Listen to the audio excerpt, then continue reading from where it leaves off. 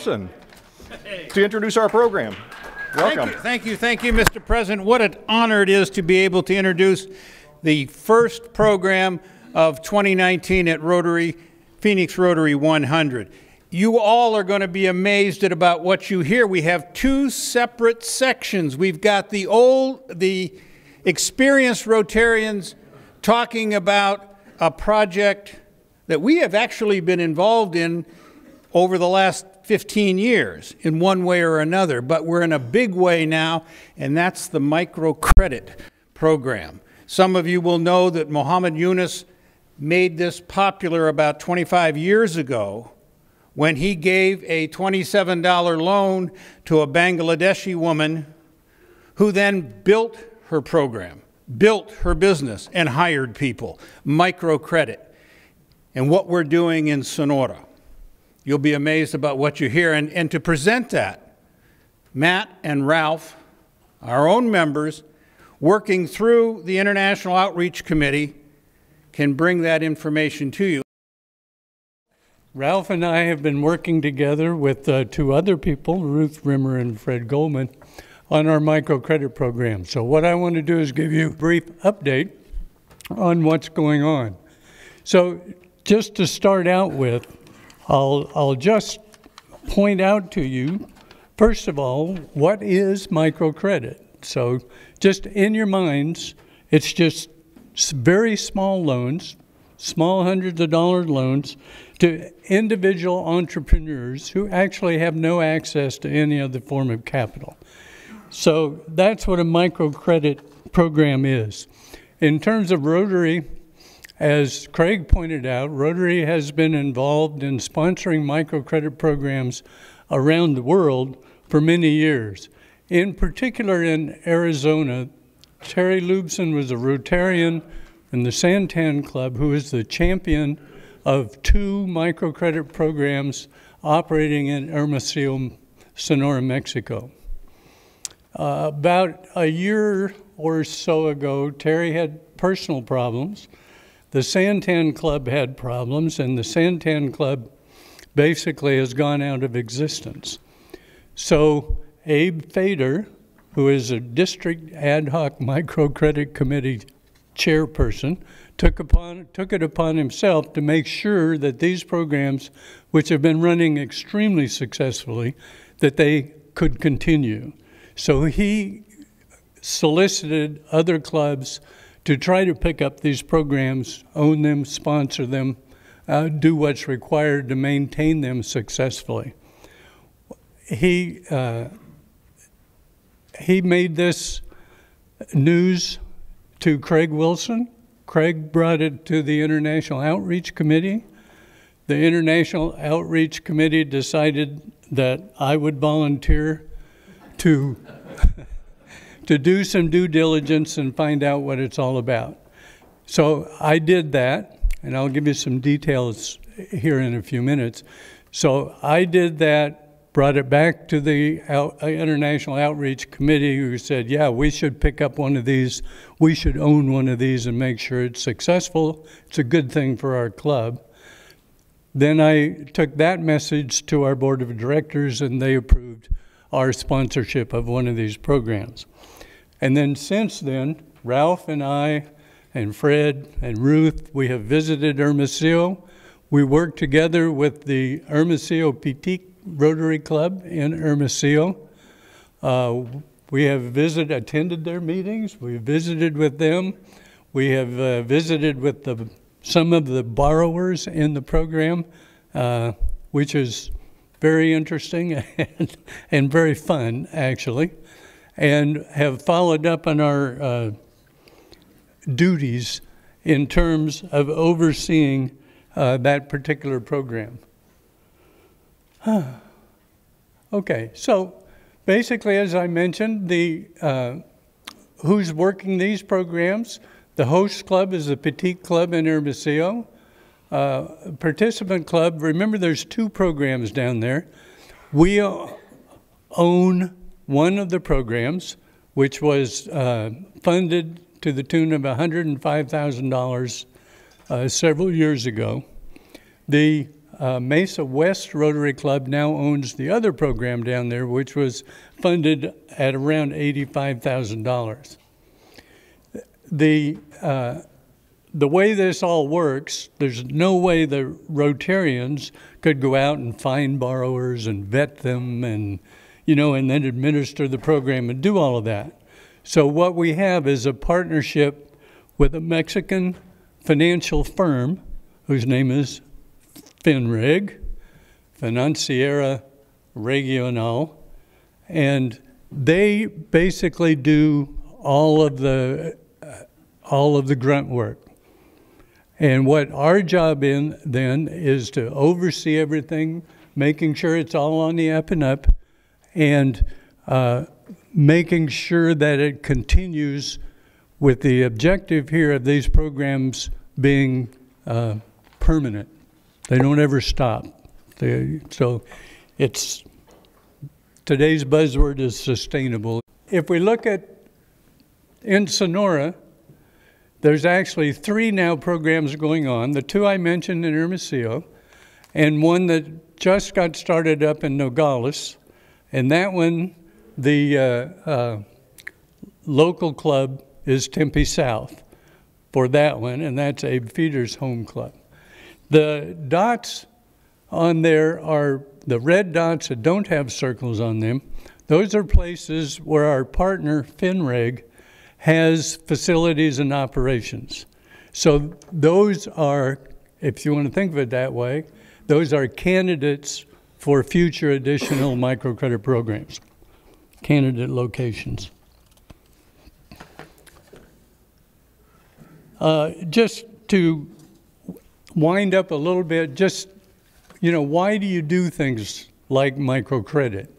So this is what the buzzword is socioeconomic. So if we look at 125 million people in Mexico with a large number in poverty, a good job doesn't pay a whole lot. So even if dad has a good job, the family's not super well off. A typical family, mother, father, 3 children, so they need additional income. So small business loans, if you want to start doing something out of your house, where do you get the capital? Where do you get the capital if you're making tortillas that you're going to sell in the market? Where do you get the capital to buy the raw ingredients? Where do you get the capital to perhaps mechanize part of your process? And that's the purpose of the microcredit loans, to cover those things. And I put a note on there that what you might think of as big numbers of interest in terms of annual rates, and some of them are higher than that. And the reason is because this is why banks don't do this, because it does not make economic sense. But an outfit like FINREG, what they've done is they've figured out how they can do it because they focus just on that. And then they can make a small profit while at the same time ensuring that everything necessary gets done.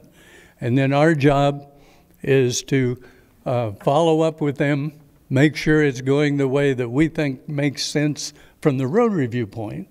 So as I mentioned, small amount of money, and in the examples that we've looked at when we were down there, $200 as a first loan is kind of typical. And the loan's going to run on a 6-month cycle.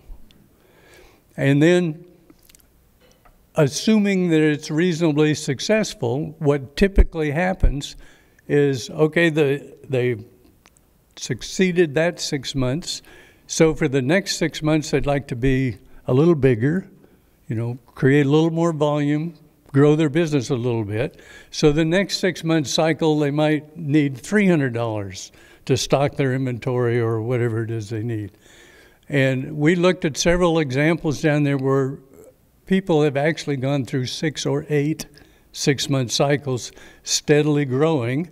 And then the objective is when they get this big, turn them over to the regular banks. So the people that we and FINREG are looking for, the borrowers, we want them to have some kind of a successful small business.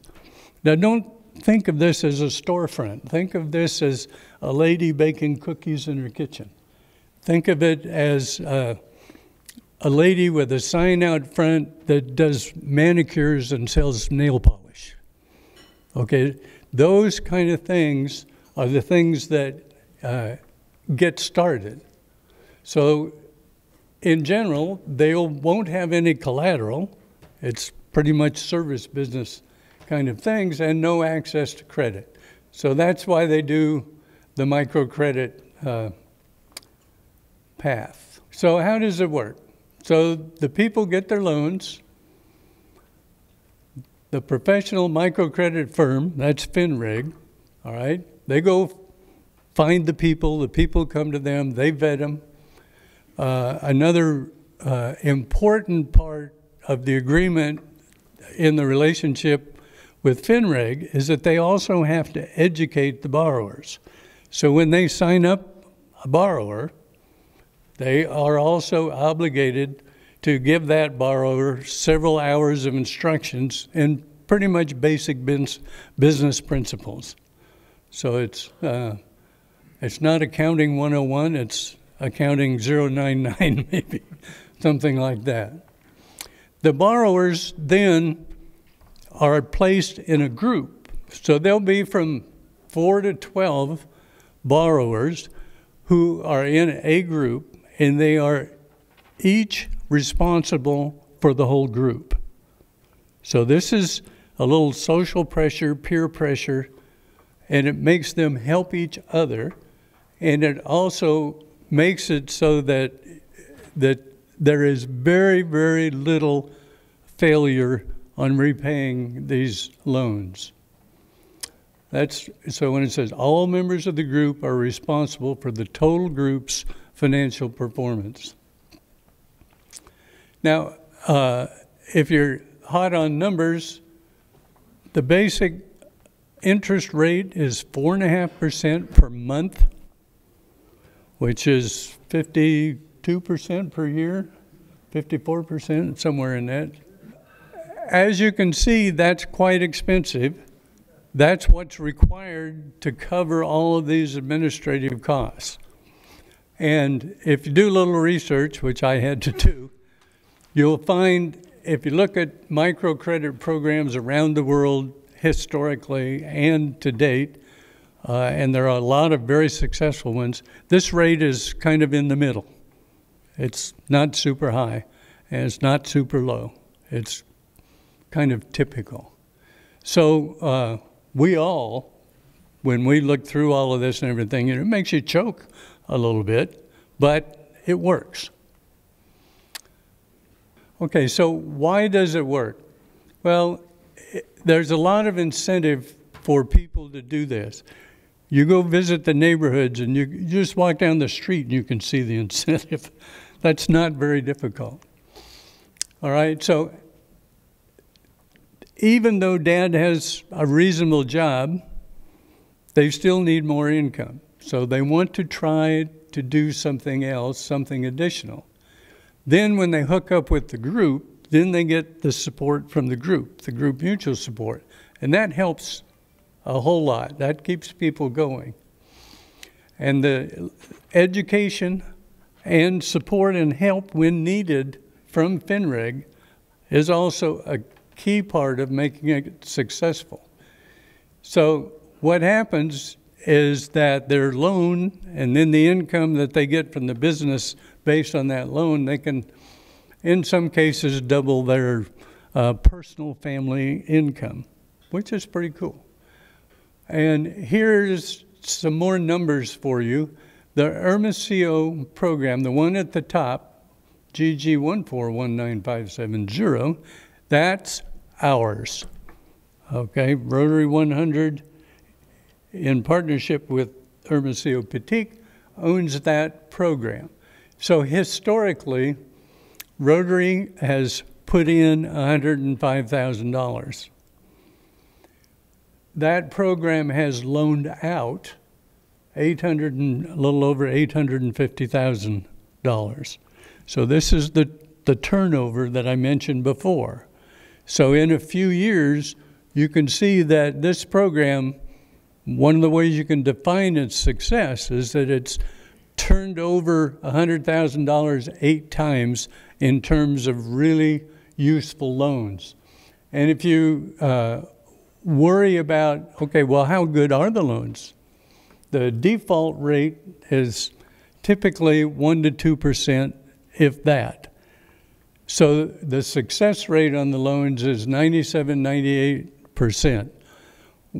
There's a Rotarian from Tucson Sunrise, Daniel Stringham, who has been anointed?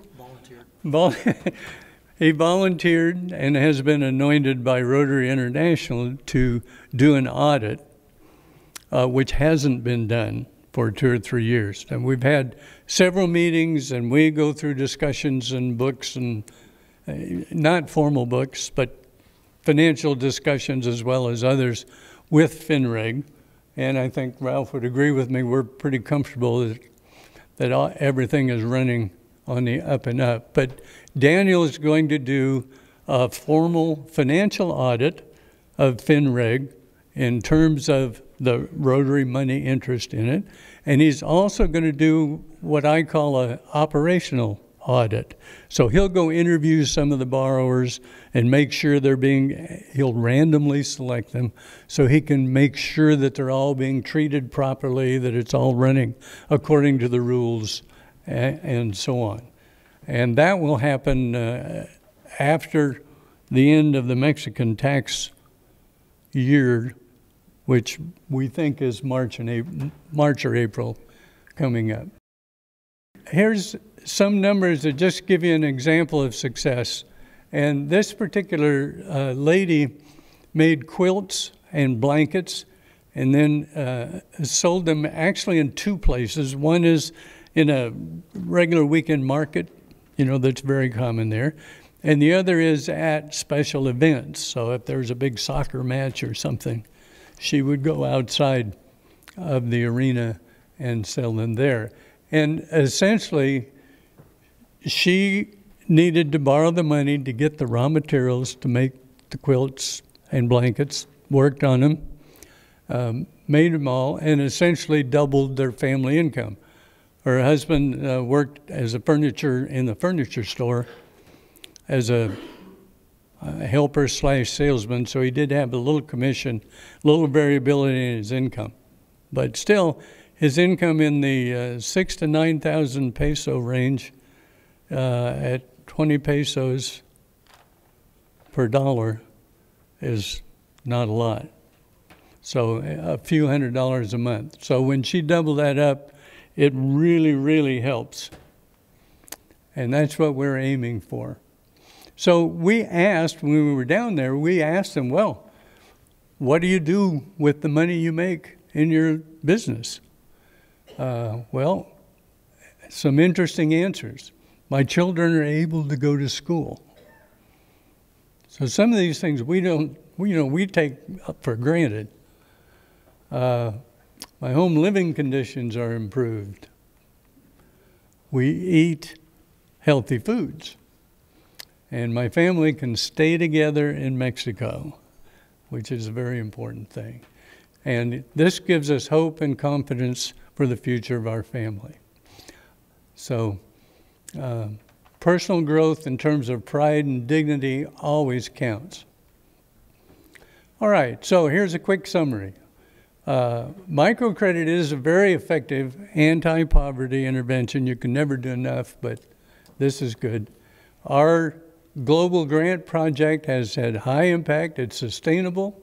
It's economic development focused. It's working well. Our goals now are to monitor, comply with whatever regulations Rotary International and other people place on us, and to keep it running successfully. Secondarily, there's going to be additional microcredit programs proposed by district, by Abe and company, and we believe Rotary 100 should be a key financial participant in those as well. So Ralph and I and company will probably come back at some later time and say, okay, we need you all to help us raise a few bucks for this next program. So we've had 2 quick trips down. We went down in August and met with the FinReg and the other clubs. Phenomenal trip. We went down November 8th through 10th and participated with the Petit Club, visited borrowers, got to hear some first hands-on stories of people now making a living wage. So I hope we can get you guys encouraged in future trips. Thanks, guys, for all you do. That's an amazing program. It's helping out a lot of people who really need it.